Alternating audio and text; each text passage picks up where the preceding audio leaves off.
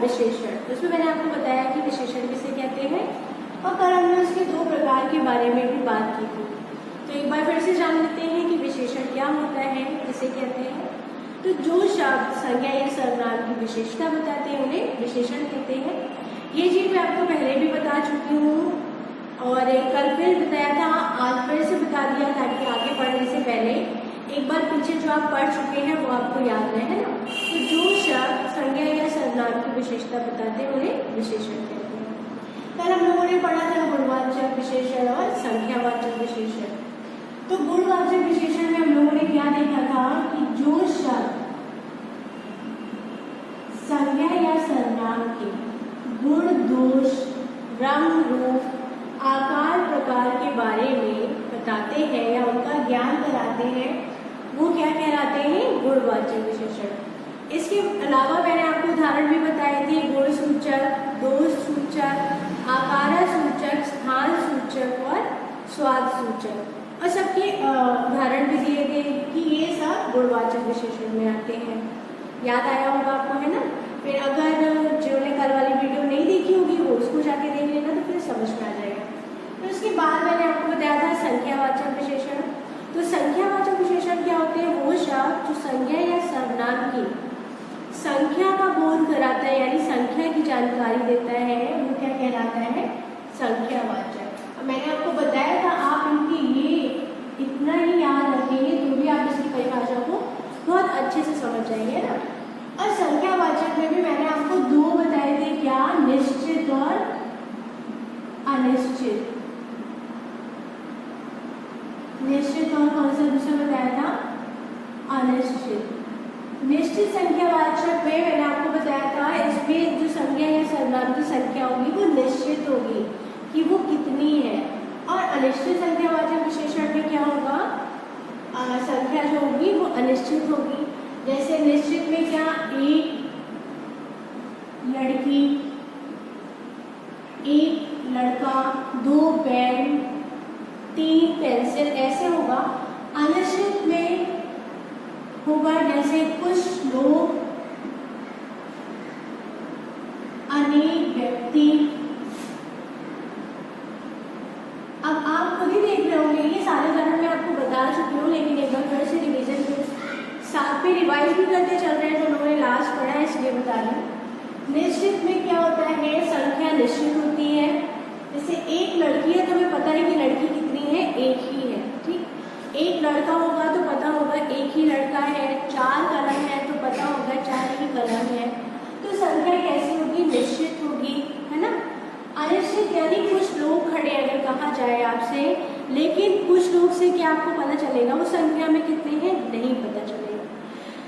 ये बोला जाए कि अनेक व्यक्ति, अब आपको ये तो पता है अनेक यानी कई लोग हैं, लेकिन अनेक में कितने हैं, 2, 4, 6, 8, 10 नहीं। तो इसमें क्या है, जो ये शब्द है कुछ और अनेक, दोनों में क्या संख्या निश्चित नहीं है ना, तो ये होगा अनिश्चित वाचक, है ना। तो अब ये दोनों तो हम लोग पहले ही पढ़ चुके थे, गुणवाचक विशेषण और संख्यावाचक विशेषण। संख्यावाचक में मैंने दो आपको बताए थे, निश्चित और अनिश्चित। निश्चित जिसमें संख्या निश्चित हो संज्ञा या सर्वनाम की, अनिश्चित जिसमें संज्ञा या सर्वनाम की संख्या निश्चित ना हो। फिर उसके बाद हम लोग आज पढ़ेंगे परिमाणवाचक। अब परिमाणवाचक क्या होता है, फिर परिमाणवाचक विशेषण। अब परिमाणवाचक विशेषण क्या है, गुणवाचक विशेषण आप जान गए, संख्यावाचक विशेषण आप जान गए। अब हम लोग परिमाणवाचक विशेषण के बारे में बात कर रहे हैं कि परिमाणवाचक विशेषण क्या होता है या किसे कहते हैं। तो परिमाणवाचक विशेषण वो होता है जो शब्द संज्ञा या सर्वनाम की माप तौल का, किसका, माप तौल का, किसकी, संज्ञा या सर्वनाम की माप तौल से संबंधित विशेषता का बोध कराता है, बोध यानी जानकारी देता है, तो उन्हें परिमाणवाचक कहते हैं। तो देखिए आपको परिमाण से एक शब्द याद रखना है, माप तौल, ठीक। और सभी में हम लोग पढ़ते आ रहे हैं संज्ञा या सर्वनाम की, संज्ञा या सर्वनाम के गुण, दोष, आकार, प्रकार, रंग, संज्ञा या सर्वनाम की संख्या, संज्ञा या सर्वनाम की माप तौल, है ना। तो ये आपको याद रखना है। संज्ञा या सर्वनाम की विशेषता बताने वाले शब्द को विशेषण कहते हैं। ठीक है, फिर परिमाणवाचक की हम बात कर रहे हैं। इसमें क्या, जो शब्द संज्ञा या सर्वनाम की माप संबंधी जानकारी दे, है ना, या उनका बोध कराए, तो वो कहलाते हैं परिमाणवाचक। इसमें आपके पास ये शब्द याद रखना है, माप तौल। जहाँ परिमाण आए वहाँ से आपको शब्द याद रखना है माप तौल। ठीक है, बाकी तो देखिए जैसे पूरा आपको मिल गया था, संख्या ऐसे में मिल गया था, परिमाण से आपको बस याद रखना है माप तौल, तो आपको उसकी परिभाषा याद रहेगी, आप बोलेंगे नहीं। तो उन्हें परिमाणवाचक कहते हैं कि जो शब्द संज्ञा या सर्वनाम की माप तौल संबंधी जानकारी दे, उन्हें परिमाणवाचक कहते हैं। जैसे कि 1 किलो, 2 मीटर, 5 मीटर, तो इसे क्या बता रहे हैं? जैसे कि 1 किलो, 5 मीटर। तो देखिए ये जो है किलो और मीटर, ये उसकी 1 किलो 5 मीटर, ये क्या बता रहा है? किसी भी वस्तु की माप तौल बता रहा है ना। जैसे अगर हम कह रहे हैं 1 किलो चीनी है, 5 मीटर क्या है, कपड़ा है, तो ये कपड़े की माप बता रहा है, ये चीनी का भार बता रहा है। तो संज्ञा या सर्वनाम की क्या बताए, वो माप तौल के बारे में बताए, तो क्या कहलाएगा वो? परिमाणवाचक। अब जैसे आपने संज्ञावाचक विशेषण में 2 पढ़े थे, निश्चित और अनिश्चित, ऐसे ही क्या है परिमाणवाचक में भी निश्चित परिमाणवाचक भी होता है और अनिश्चित परिमाणवाचक भी होता है। एक होता है निश्चित परिमाणवाचक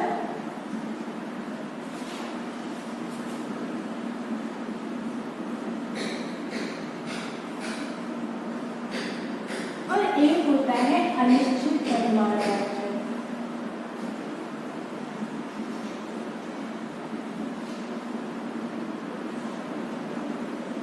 देखिए निश्चित और अनिश्चित का मतलब अब तक तो आप लोग समझ ही गए होंगे, क्योंकि इसको हम लोगों ने संख्यावाचक में भी पढ़ा था, निश्चित और अनिश्चित को। यानी यहाँ चीज निश्चित होती है कि वो कितनी है, लेकिन यहाँ निश्चित नहीं होती है ना, बस एक आइडिया बताया जाता है। तो ऐसे ही जो निश्चित परिमाणवाचक है उसमें तो किसी ने आपसे बता दिया कि 1 किलो चीनी है ना, 5 मीटर कपड़ा, तो ये निश्चित आपको पता है कि 1 किलो ही चीनी है, 5 मीटर ही कपड़ा है। लेकिन जब आपसे कोई ये कह दे कि थोड़ी सी चीनी दो, थोड़ी सी चीनी, तो अब ये जो थोड़ी शब्द है ये आपको पता है कि चीनी 1 किलो है, 2 किलो है, 100 ग्राम है, 250 ग्राम है, कुछ बता रहा है? नहीं बता रहा है। जैसे कि आपने यहाँ संख्या में पढ़ा था कुछ और अनेक, ये जो शब्द है ये आपको ये तो बता रहा है कि लोगों के बारे में बात हो रही, कुछ लोग हैं, लेकिन वो कितने हैं नहीं पता चल रहा था ना। अनेक है लेकिन वो कितने हैं, 1 2 3 4 5 कितने हैं नहीं पता चला था। सेम ऐसे ही परिमाणवाचक में है, यहाँ आपको उनकी माप तौल पता होगी, लेकिन इसमें आपको माप तौल नहीं पता होगी। इसमें आपको संख्या पता होगी, संख्या निश्चित होगी, इसमें संख्या निश्चित नहीं होगी। संख्यावाचक में भी निश्चित अनिश्चित है, परिमाणवाचक में भी निश्चित अनिश्चित है। संख्यावाचक में निश्चित संख्यावाचक में निश्चित संख्या होगी, अनिश्चित संख्यावाचक में संख्या निश्चित नहीं होगी।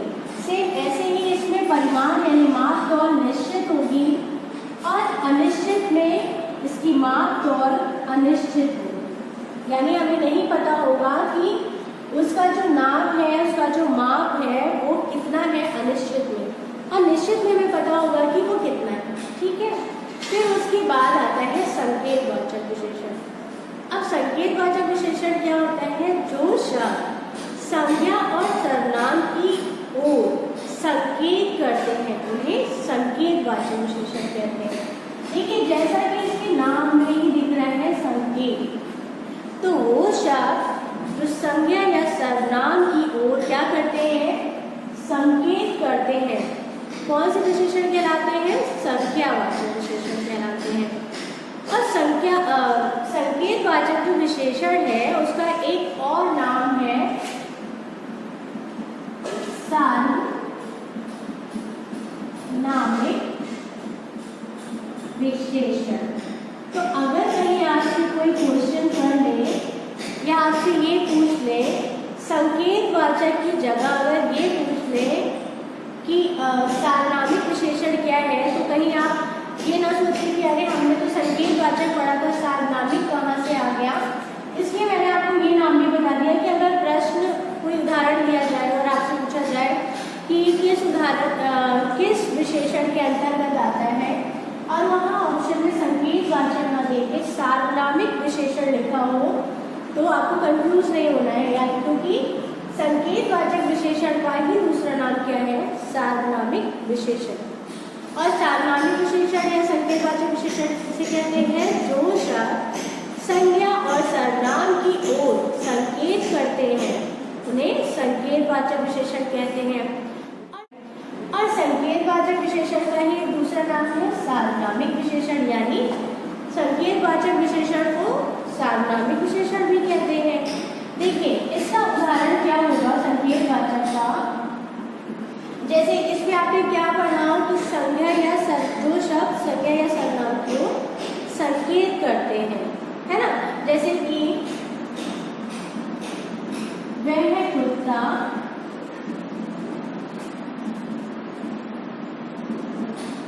काला है। अब देखिए यहाँ पर कुत्ता क्या है, संज्ञा है ना।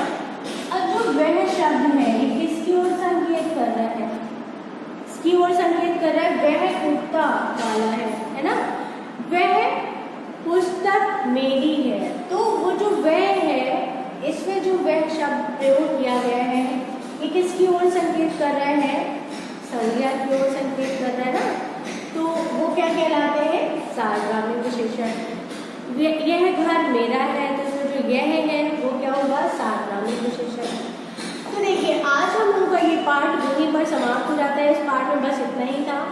इस पार्ट में हम लोगों ने क्या क्या पढ़ा, पहले विशेषण यानी विशेषण किसे कहते हैं, तो जो शब्द संज्ञा या सर्वनाम की विशेषता बताते हैं उन्हें विशेषण कहते हैं। मैंने आपको उदाहरण भी दिए थे कई, जैसे कि यह आइसक्रीम ठंडी है, आइसक्रीम ठंडी है।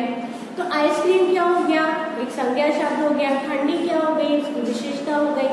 तो ठंडी शब्द आया वही क्या कहलाएगा, विशेषण कहलाएगा, ये बताया।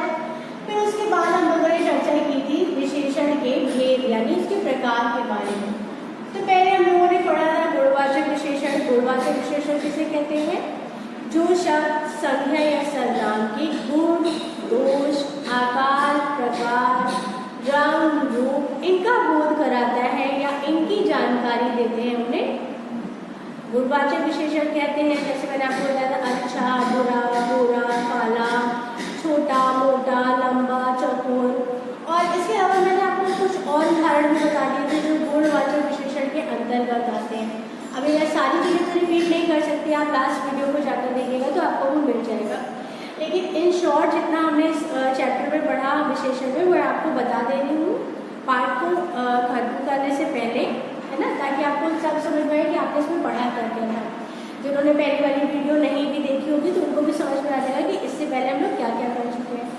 फिर संज्ञावाचक विशेषण को पढ़ा था कि जो शब्द संज्ञा या सर्वनाम की संख्या का बोध कराती है यानी उनकी संख्या की जानकारी देती है, उसे संज्ञावाचक विशेषण कहते हैं। ये निश्चित और अनिश्चित होती है, जो मैंने अभी आपको बताया है।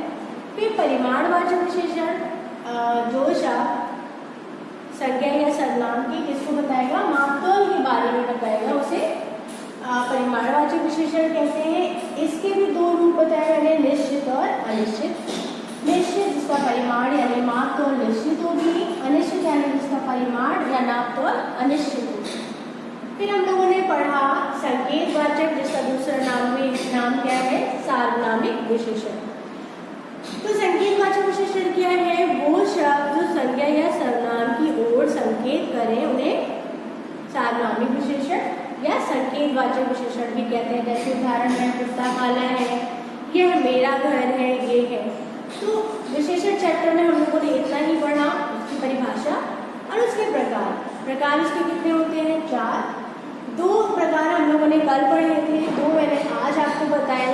उसके अलावा जितना हम लोगों ने विशेषण पाठ को शुरू से आज तक जितना पढ़ा है उसका इन शॉर्ट रिवीजन भी आपको इसी में करा दिया है ना। तो अब इसके बाद हम लोग नेक्स्ट वीडियो में नेक्स्ट चैप्टर